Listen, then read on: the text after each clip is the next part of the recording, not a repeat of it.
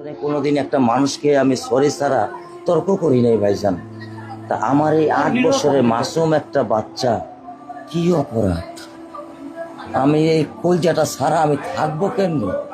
আমার এই বাচ্চাটা আমি ঘরে ঢোকার আগে ফ্রিজের মধ্যে আমার জন্য শরবত বানায় রাখে। আমার বড় মেয়ে না, আমার ছোট মেয়ে 8 বছরের মেয়ে।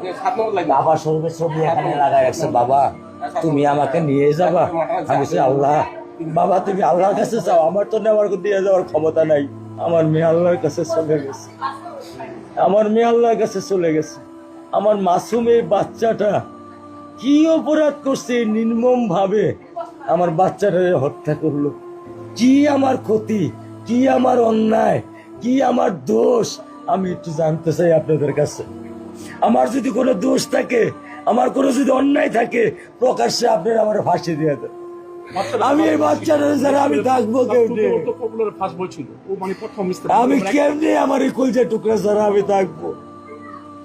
আমার পক্ষে সম্ভব না। দিনে ও 50 থেকে 100টা কল দেয় আমারে,